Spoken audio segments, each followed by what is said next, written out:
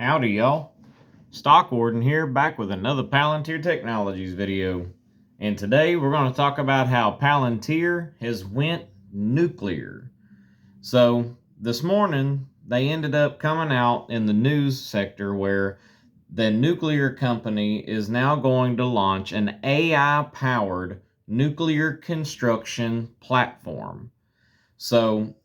the company NOS, which is bringing in a full-size construction for all new nuclear reactors to be able to bring in electricity power for different parts of America. So, and all of this is following mainly because of the deal that Donald Trump's executive orders aimed at boosting the nuclear energy production amid the huge boom for the in demand of the data centers to be able to power all the new AI centers that we have. Well, the AI centers that are coming. And Palantir not only is a large part of needing all that power for these AI centers in the race of becoming the AI giant, but also now they're going to have AI also bring in the safety, the construction, and also the dependability of managing these nuclear sites as well. So, all the orders that were signed in May is directing the nation's independent Nuclear Regulatory Commission, which is going to be able to cut down a lot of specific regulations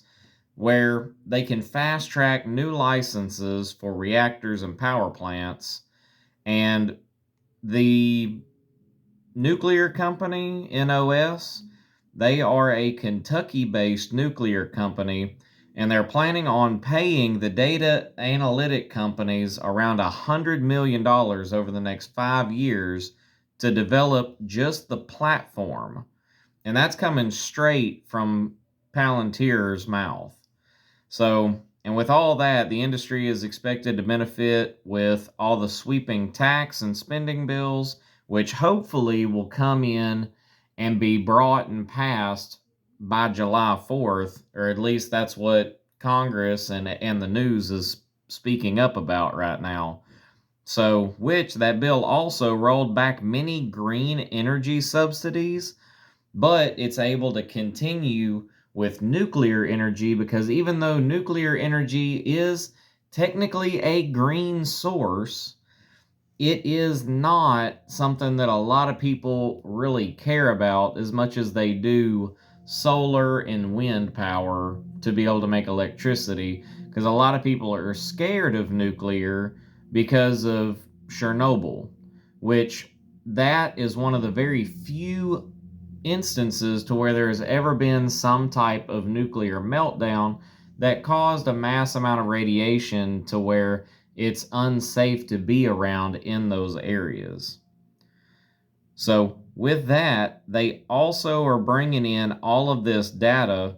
to transform this entire company to where they'll be able to not only build the plant faster, safer, and for less costs, but it'll boost the efficiency by enhancing all of their schedule certainties, reducing cost, preventing errors, and streamlining regulatory compliance through real-time data, predictive analytics, and also AI-powered automation. So that is going to be able to continue unifying this entire construction data across the supply chain workforce,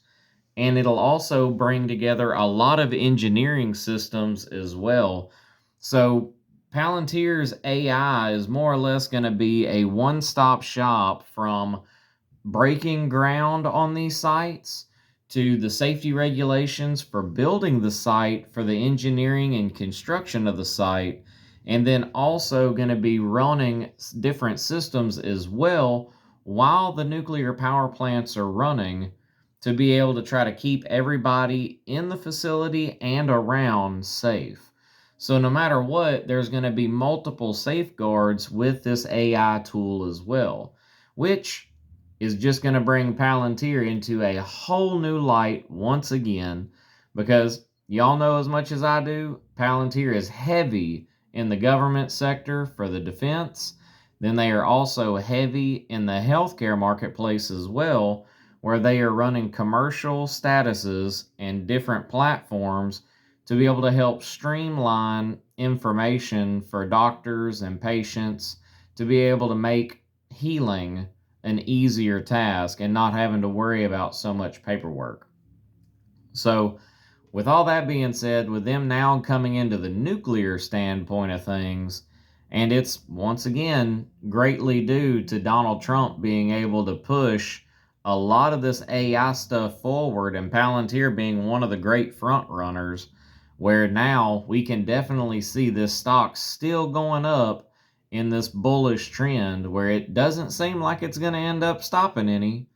Once again, it's going to continue to keep growing, continue to keep doing well, and the contracts just keep pouring in nonstop. So, if we look at the stock as it sits, we'll go ahead and bring this in a little bit. We can go ahead and see that, over the past little over a week now, we can see that it's been somewhat floating where these candles have been staying anywhere in between 136 all the way up to the new 52-week high of 148. So we've been continuing this small lull trend before we end up peaking again. So, but as it stands, as it seems like that we're going to end up having a resistance line now even higher than ever, where our new resistance line is going to be sitting at about this 136 marker.